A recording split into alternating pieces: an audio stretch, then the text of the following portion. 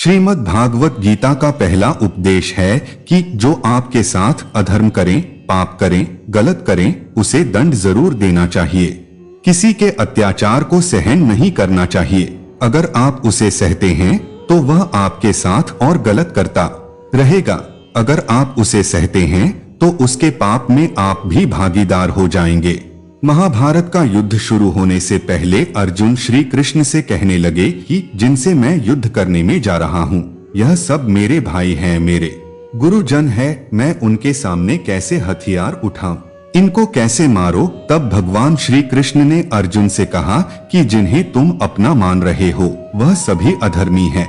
वे आपके पक्ष में खड़े हैं और अगर तुम इनका वध नहीं करोगे, इसे युद्ध नहीं करोगे, तो समाज में और भी पाप पड़ जाएंगे।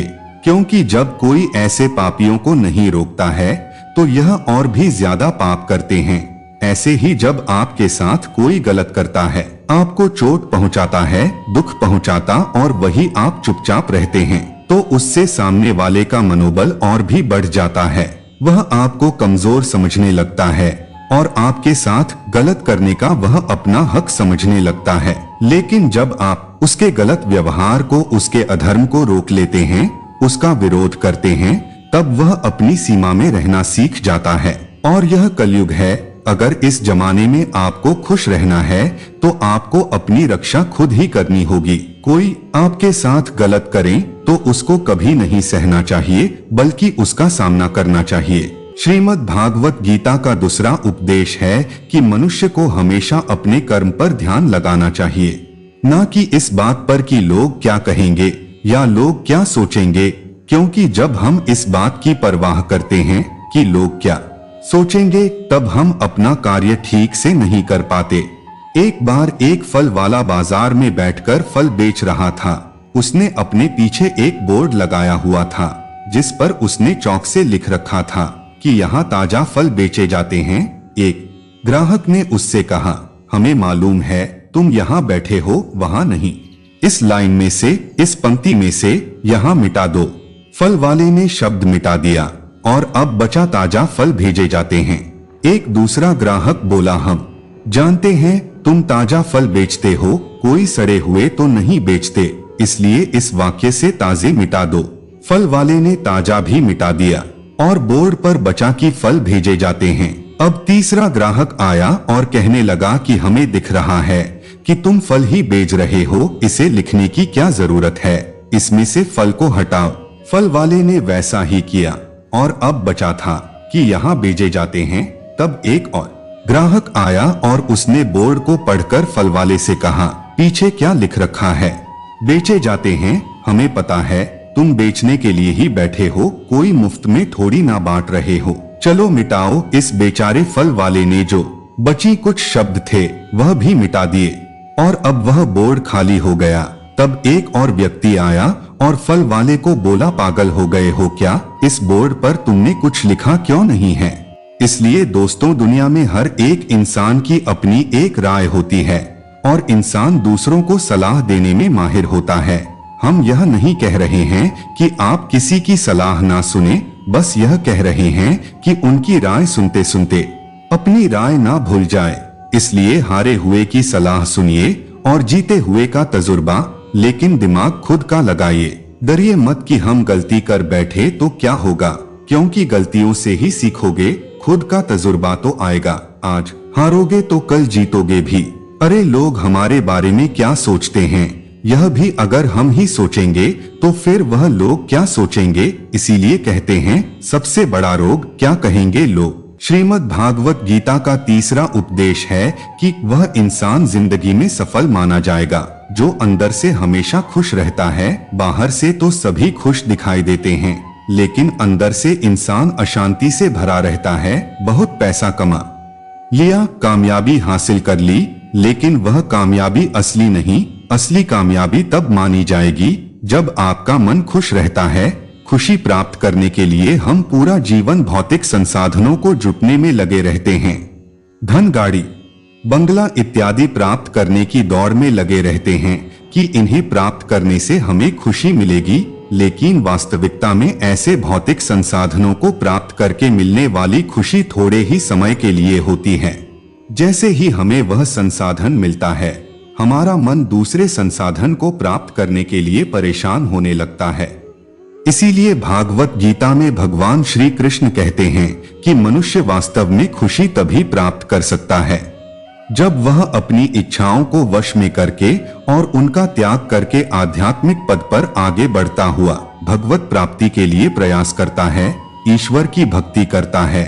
ऐसा मनुष्य जो सभी कामनाओं से रहित होकर सुख और दुख को समान भाव से देखा है, वह भीतर से आनंद और संतोष को प्राप्त करता है। दोस्तों, इससे पहले कि हम चौथे उपदेश पर जाएं, आपसे विनती है कि अगर आप इस वीडियो से कुछ भी सीख रहे हैं तो इस वीडियो को लाइक कर दीजिए, और अगर आप इस चैनल पर पहली बार आए हैं तो चैनल को सब्सक्राइब कर लीजिए। तो फिर चलिए आगे बढ़ते हैं। श्रीमद् भगवत का चौथवा उपदेश है कि जिंदगी में धोखा अपने ही देते हैं, क्योंकि उनको आपकी कमजोरी का पता होता है। बाहर वाला आपको धोखा नहीं दे सकता, क्योंकि उसको आपके बारे में पता ही नहीं है कि आपको चोट कहां पहुंचानी है। लेकिन जो आपका अपना है, आपका खास है, उसे बहुत गहराइयों से पता होता है कि आपकी कमजोरी क्या है। ऐसा क्या करें जिससे इसको दर्द पहुंचा जा सके, जिससे इसको हम नीचे दिखा सकते हैं, इसको चोट पहुंचा सकते हैं। यह कलयुग है, इसमें बाहर वालों से नहीं, जो हमारे अपने हैं उनसे ही सावधान रहना होता है। महाभारत का युद्ध दो अलग अलग राज्यों में नहीं हुआ था, बल्कि एक ही परिवार के भाइयों में हुआ था। सभी आपस में एक ही वंश के लोग थे। कितनी बार दुर्योधन ने जहर देकर भीम को मारना चाहा, न जाने कितनी बार दुर्योधन ने पांडवों को जान से मारने की कोशिश की। वह उनका कोई पराया नहीं था, बल्कि उनका भाई ही था। सारी लड़ाइयाँ घर के अंदर ही होती है, बाहर कौन लड़ेगा हमसे। घर में ही सारे झगड़े होते हैं, तो आपको चोट सिर्फ वही लोग पहुंचा सकते हैं जो आपके अपने हैं। आपको धोखा सिर्फ वही लोग दे सकते हैं जो आपके अपने हैं। श्रीमद् भागवत गीता का 5वां उपदेश है कि कभी मत सोचिए कि आत्मा के लिए कुछ भी असंभव है। ऐसा सोचना सबसे बड़ा अधर्म है। यह कहना कि तुम निर्बल हो, यह स्वयं के प्रति सबसे बड़ा पाप है। हम वह है जो हमारी सोच ने हमें बनाया है।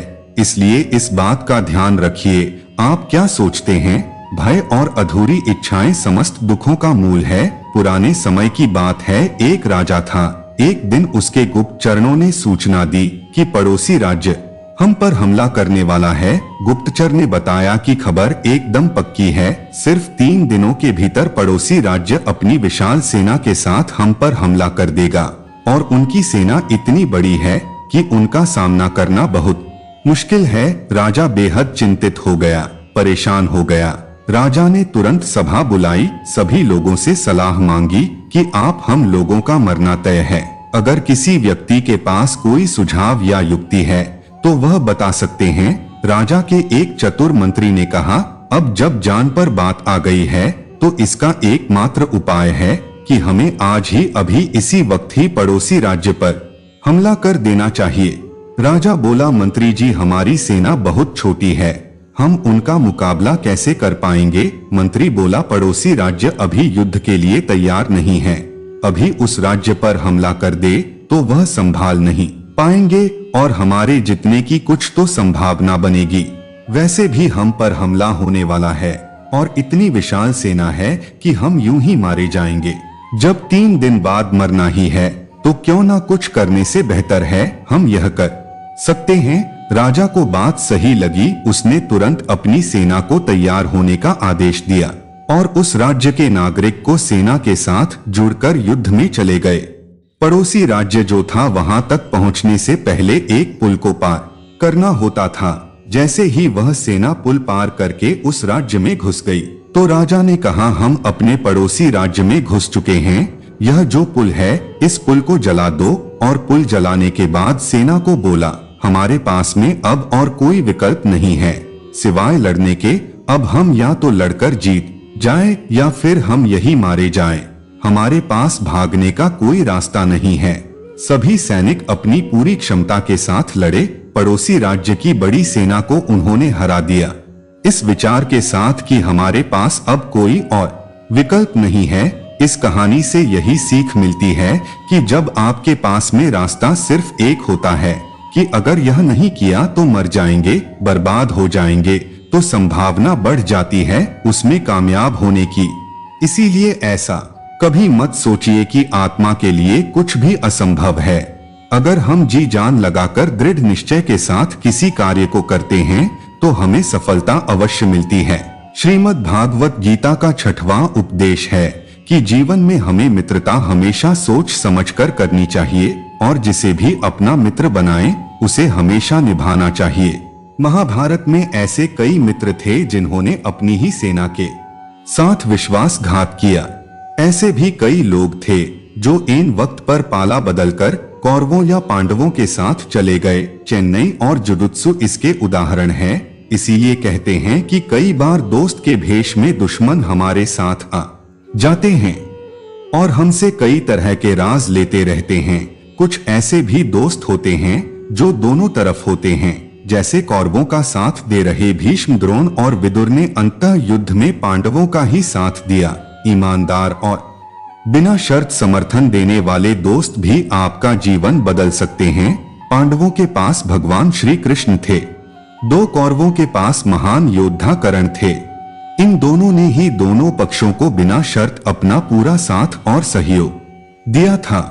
यदि कर्ण छल से नहीं मारा जाता तो कौरवों की जीत तय थी। पांडवों ने हमेशा श्री कृष्ण की बातों को ध्यान से सुना और उस पर अमल भी किया, लेकिन दुर्योधन ने कर्ण को सिर्फ एक योद्धा समझकर उसका पांडवों की सेना के खिलाफ इस्तेमाल किया। यदि दुर्योधन कर्ण की बात मानकर कर्ण को घटोत्कच को करने के लिए दबाव नहीं डालता तो इंद्र द्वारा दिया गया जो अमोघ अस्त्र कर्ण के पास था उसे अर्जुन मारा जाता और संभवत परिणाम कुछ और हो सकता था। इसलिए मित्रता करने के साथ साथ मित्रता निभाने में भी ईमानदारी का परिचय देना चाहिए। श्रीमद् भागवत गीता का 7वां उपदेश है कि कभी भी किसी भी चीज की अति नहीं करनी चाहिए। कोई भी चीज हद से ज्यादा नहीं करना चाहिए। किसी से प्रेम भी हद से ज्यादा मत करना और किसी से नफरत भी हद से ज्यादा नहीं करना। हद से ज्यादा मीठा भी खराब हो जाता है तो हद से ज्यादा कड़वा भी खराब हो जाता है। हद से ज्यादा खाना भी आपको बीमार कर देगा तो हद से ज्यादा भूखा रहना भी आपको नुकसान ही पहुंचाएगा। हद से ज्यादा आराम भी आपको बीमार कर सकता है और हद से ज्यादा जागना भी आपको बहुत ज्यादा नुकसान पहुंचाएगा। इसलिए जीवन को संतुलन के साथ जीना चाहिए। जैसे ही आप संतुलन को खो देते हैं वैसे ही आपके जीवन में कोई ना कोई छोटा या बड़ी दुर्घटना हो जाती है।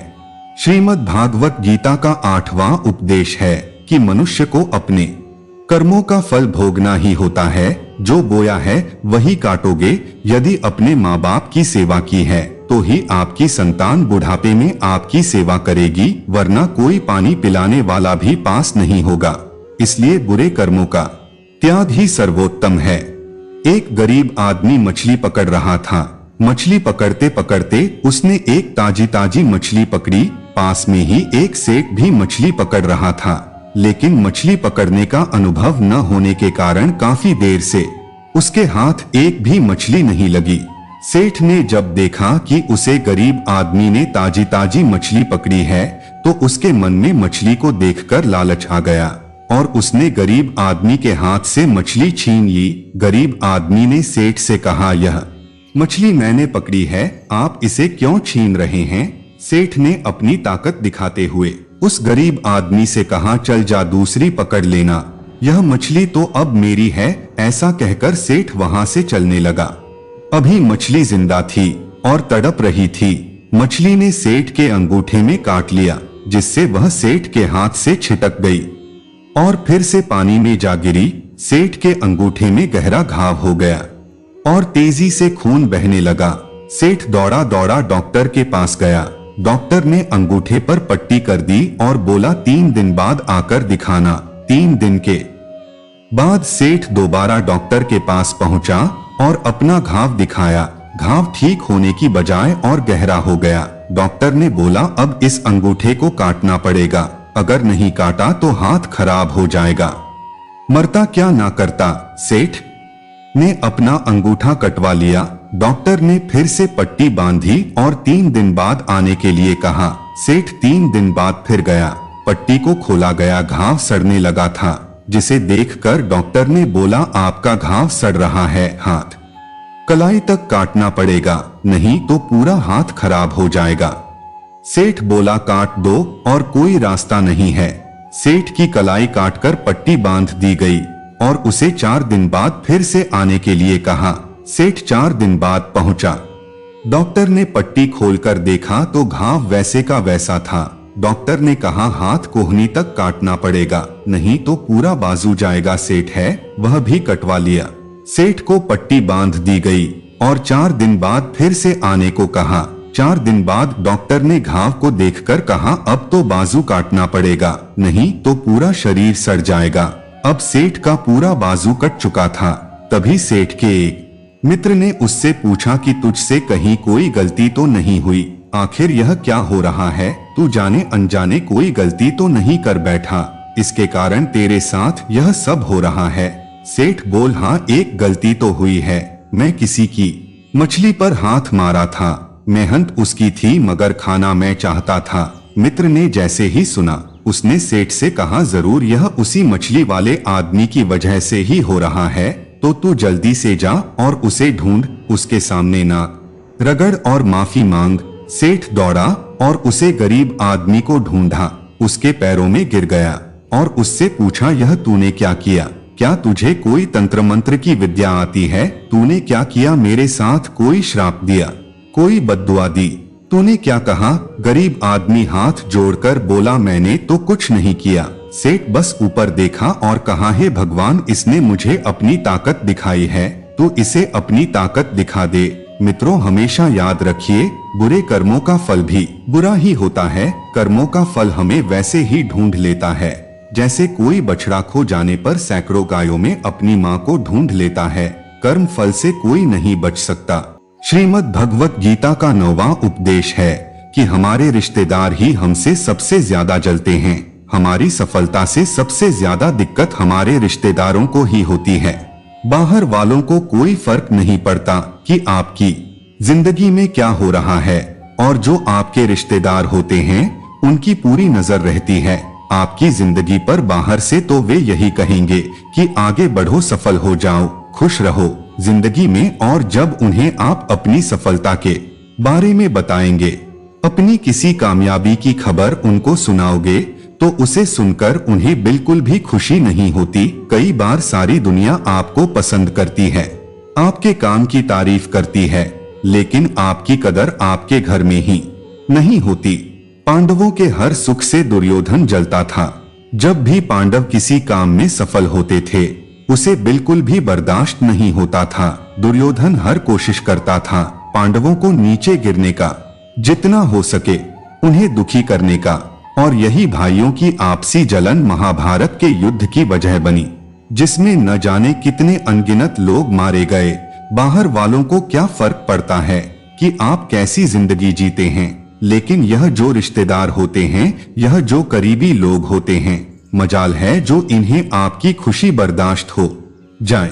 सबसे खतरनाक होते हैं यह लोग, क्योंकि यह बाहर से बहुत मीठा बोलते हैं, आपको अच्छे अच्छे शब्द कहते हैं, लेकिन आपकी पीठ पीछे यह आपसे जरा भी खुश नहीं होते। तो इसीलिए भी अपना समझने से पहले आप यह जरूर जांच परख ले कि वह सच में आपका अपना है या सिर्फ अपनेपन का दिखावा कर रहा है। श्रीमद् भागवत गीता का 10वां उपदेश है कि डर धारण करने से भविष्य के दुख का निवारण नहीं होता है। डर से तो चिंताएं ही बढ़ती है, जो मन का सुख चैन सभी छीन लेती है। किसका डर है? तुम्हें कौन तुम्हें मार सकता है? तुम शरीर नहीं हो, शरीर तो तुम्हारा मात्र एक साधन है। अपने कर्मों को सिद्ध करने का तुम एक आत्मा हो जो कि अमर है। अर्जुन युद्ध में अपने बंधु बांधव से लड़ना नहीं चाहते थे, लेकिन श्री कृष्ण ने समझाया कि जब किसी विवाद का हल शांतिपूर्ण तरीके से नहीं होता, तो फिर युद्ध ही एकमात्र विकल्प बच जाता है। कायर लोग युद्ध से पीछे हटते हैं, युद्ध भूमि पर पहुंचने के बाद भी अर्जुन युद्ध नहीं करना चाहता था। तब भगवान श्री कृष्ण ने उससे कहा कि ना कोई मरता है और ना कोई मरता है, सभी निमित्त मात्र है, आत्मा अजर और अमर है, इसीलिए मनुष्य को डरना नहीं चाहिए। अभी तुम्हें अपने नियत कर्मों को निडरता के साथ संपन्न करना चाहिए। श्रीमद् भागवत गीता का 11वां उपदेश है कि जिसे आप सबसे ज्यादा महत्व दोगे वही आपको कभी महत्व नहीं देंगे। आपने कभी गौर किया है कि आपका अपमान कौन लोग करते हैं? वही जिसे आप सबसे ज्यादा हद से ज्यादा महत्व देते हैं। दूसरों की इज्जत करना अच्छी बात है, पर दूसरों की अगर बहुत ज्यादा इज्जत करेंगे तो उनकी नजर में आपकी इज्जत खत्म हो जाती है। इसलिए किसी को भी कभी भी अपना सब कुछ नहीं बनना चाहिए, क्योंकि तुम ही मेरे सब कुछ हो। जैसे ही आप किसी को अपना सब कुछ बना लेते हैं तो आप उसके लिए कुछ भी नहीं रह जाते। इसलिए लोगों को इज्जत उतना ही देना चाहिए जितना कि हजम कर सके। हद से ज्यादा इज्जत देना आपकी ही बेइज्जती करवा सकता है। श्रीमद् भागवत गीता का 12वां उपदेश है कि आप जैसा अन्न खाओगे वैसा ही आपका मन और आपकी बुद्धि होगी। आप वैसा ही कर्म करोगे और वैसा ही आचरण करोगे। सात्विक अन्न खाओगे तो आपका मन भी सात्विक होगा, सात्विक व्यवहार भी करोगे, सोच भी आपकी अच्छी होगी। श्री कृष्ण ने भागवत गीता में सात्विक, राज, तामसिक इन तीनों आहार का विस्तार से वर्णन किया है कि क्या खाना चाहिए और क्या नहीं खाना चाहिए, और इसका निचोड़ यही है कि जो मनुष्य सात्विकता से भोजन करता है उसे जीवन में सुख और शांति अवश्य मिलते हैं। राजसिक भोजन करने से व्यवहार में क्रोध और अहंकार उत्पन्न होते हैं, जबकि तामसिक भोजन करने से व्यक्ति में काम वासना और नकारात्मकता की अधिकता आती है। फल स्वरूप जीवन में दुख, चिंता और निराशा मिलती है। अतः हमें हमारे भोजन का चयन सोच समझकर करना चाहिए। श्रीमद् भागवत गीता का 13वां उपदेश है कि आप वह मत करो जो सभी करते हैं, बल्कि वह करो जो आपके लिए सही है। श्री कृष्ण ने अर्जुन से कहा, हे अर्जुन, जो तेरे कर्तव्य हैं, तेरे यह सही है जो तुझे करना चाहिए वह कर। तू कभी भी वह काम मत कर जो दुनिया कर रही है, क्योंकि अर्जुन श्री कृष्ण से कहने लगा कि ऐसे भयंकर युद्ध में पड़ने से अच्छा है कि मैं सन्यासी बन जाऊं। तो श्री कृष्ण ने अर्जुन से कहा कि सन्यासी बनना तेरा कर्म नहीं है, तेरा धर्म नहीं है। तू क्षत्रिय है, तेरा कर्म और तेरा धर्म यही है कि तू अधर्म का नाश कर, धर्म की रक्षा कर और इसके लिए युद्ध कर। ऐसे ही हर इंसान का एक अलग कर्तव्य होता है, एक अलग ही मार्ग होता है। तो कभी भी उस मार्ग पर मत जाना जहां सारी भीड़ जा रही हो। कभी भी वह काम मत करो जो दुनिया करती है कि आजकल का यह ट्रेंड हो गया है, यह फैशन हो गया है, सब करते हैं इसीलिए हम भी कर रहे हैं। सारी भीड़ यही काम कर रही है इसलिए हम भी कर रहे हैं। अगर आप वह करोगे जो भीड़ कर रही है तो आप भी इस भीड़ में कहीं खो जाओगे। लेकिन वहीं अगर आप वह करोगे जो आपके लिए सही है, जो आपकी प्रतिमा है, तो दुनिया की सारी भीड़ में भी आप सबसे अलग नजर आओगे। श्रीमद् भागवत गीता का 8वां उपदेश है कि आलसी इंसान कभी कुछ हासिल नहीं कर सकता। अधिकतर लोग सिर्फ योजनाएं ही बनाते रहते हैं। मुझे बड़ा घर चाहिए, मुझे बड़ी गाड़ी चाहिए, मैं दुनिया घूमना चाहता हूँ, मुझे यह चाहिए, वह चाहिए, यह हर कोई सोच लेता है। लेकिन उस पर मेहनत करना, अपना कर्म करना वह नहीं करते, क्योंकि चाहना तो बहुत आसान है लेकिन उसके लिए कर्म करते रहना वह बहुत मुश्किल है। हर कोई चाहता है कि मेरा शरीर फिट हो, लेकिन उसके लिए एक्सरसाइज करना जरूरी है जो आपको ही करना होगा। जो इंसान आलसी बनकर बैठा रहता है उसे ना ही अच्छा शरीर मिलता है और ना ही अच्छा जीवन मिलता है। तो अगर जिंदगी में कुछ पाना चाहते हो तो आलस को अपनी जिंदगी से दूर कर दीजिए। आलस के चलते आपको कुछ मिलने वाला तो नहीं है, बल्कि जो आपके पास है वह भी गंवा दोगे। श्रीमद् भागवत गीता का 14वां उपदेश है कि बुरा इंसान कभी अपनी बुराई नहीं छोड़ेगा। चाहे आप उसके साथ कितना भी अच्छा करो, वह आपको तकलीफ अवश्य ही देगा। इसलिए जो जैसा है आप उसके साथ वैसा ही व्यवहार करें। बुरे इंसान के साथ आप कितना भी अच्छा बन जा, वह कभी अच्छा नहीं बने वाला। दुर्योधन जंगल में पांडवों को मारने के लिए गया था, लेकिन वहां पर लोगों ने दुर्योधन को पकड़ लिया। उसका मित्र कर्ण भी उसे छोड़कर भाग गया। भीम भी दुर्योधन को मार देना चाहते, लेकिन युधिष्ठिर अपने भाई की रक्षा करने के लिए वहां पहुंच गया और उसके जीवन की रक्षा की। लेकिन उसके बाद क्या हुआ? वह हमेशा पांडवों का नुकसान ही करता रहा। इसलिए अगर कोई इंसान बुरा है, उसके साथ आप ज्यादा अच्छा बनने की कोशिश ना करो। जो जैसा है उसके साथ वैसा ही व्यवहार करो। श्रीमद् भागवत गीता का 15वां उपदेश है कि जो मुश्किल वक्त में, जो दुख के समय में आपका साथ दे, सिर्फ वही आपका अपना है। बाकी तो अपनेपन का नाटक करने वाले बहुत से लोग होते हैं। बड़ी बात करने वाले बहुत लोग होते हैं कि हम आपसे बहुत प्रेम करते हैं।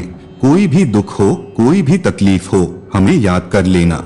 लोग दुख उठाने की बात करते हैं, लोग आने जाने की बात करते हैं, हाथ मिलाना तो ठीक से नहीं जानते और दिल मिलने की बात करते हैं।